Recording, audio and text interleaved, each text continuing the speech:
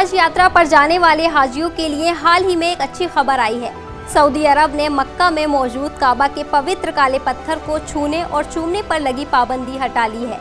यानी अब उम्रा की यात्रा पर जाने वाले हाजी पहले की तरह इस काले पत्थर को छूकर दुआ मांग सकेंगे।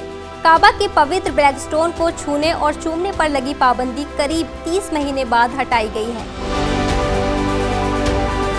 नमस्कार, मैं सदफ सैफी और आप देख रहे हैं TV9 डिजिटल। दरअसल पूरी दुनिया में कोरोना महामारी का कहर शुरू होने के बाद सऊदी अरब शासन ने हज यात्रा को रोक दिया था। इस दौरान हज यात्री और स्थानीय निवासियों के लिए भी काले पत्थर को छूने और चूमने पर रोक लगा दी गई थी। उसके बाद से ही काबा के चारों ओर बैरिकेडिंग करके इस पाबंदी को बरकरार रखा गया, लेकिन अब ये बैरिकेडिंग हटा ली गई है। सऊदी अरब से आई तस्वीरों में भी हाजी काले पत्थर को चूमते और छूकर दुआ करते दिखाई दे रहे हैं। मक्का इस्लाम धर्म का सबसे पवित्र स्थल है। इस धर्म को मानने वाले लोगों के लिए जीवन में एक बार हज यात्रा जरूरी मानी जाती है। काबा पहुंचकर हज यात्री इसका तवाफ यानी परिक्रमा करते हैं। इस दौरान वो मस्जिद के पूर्वी कोने में लगे चारों ओर से चांदी के फ्रेम में जड़े इस काले पत्थर को भी चूमते हैं।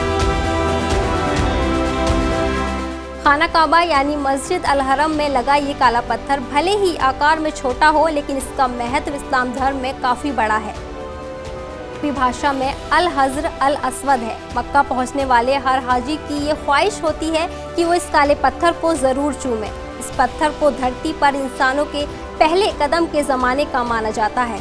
ऐसा माना जाता है कि ये पत्थर पहले सफेद था। इसे छूने वाले लोगों के पाप ये पत्थर अपने अंदर समेट लेता है और इसी वजह से इसका रंग काला हो गया है। हज यात्रा पर आने वाला हर यात्री किसी भी तरह इस पत्थर तक पहुंचना चाहता है,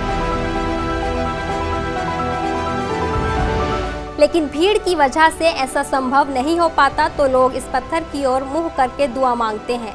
काबा की मस्जिद के कई ऐसे अनसुलझे रहस्य हैं। इसको लेकर कई तरह की बातें सामने आती रही हैं। कहा जाता है कि काबा मस्जिद में लगा ये ब्लैक स्टोन जन्नत यानी स्वर्ग से धरती पर आया है। ये जन्नत का टुकड़ा है। इस्लाम धर्म में लोग कुरान के साथ हदीस पर भी यकीन करते हैं और हदीस में इस काले पत्थर का जिक्र किया गया है। हदीसों में इस पत्थर को जीवित कहा गया है। वो इसे जीवित मानकर चूमते हैं। इस्लाम में ऐसी मान्यता है कि मोहम्मद साहब जब काबा की यात्रा पर आए तो उन्होंने अल हजर अल अस्वद यानी ब्लैक स्टोन को चूमा था, जिसके बाद से ये परंपरा चली आ रही है। अब हज और उम्रा में क्या फ़र्क है वो भी आपको बता देते हैं। दरअसल उम्रा भी हज जैसा ही होता है। दोनों में ही मक्का की यात्रा कर दुआ मांगी जाती है। हालांकि हज यात्रा साल के एक खास महीने में ही की जाती है, जबकि उम्रा की यात्रा 12 महीने चलती रहती है। फिलहाल इस वीडियो में इतना ही। इस पर आपकी क्या राय है हमें कमेंट सेक्शन में ज़रूर बताएं। बाकी देश और दुनिया की बड़ी खबरों के लिए सब्सक्राइब करें हमारा चैनल TV9 डिजिटल।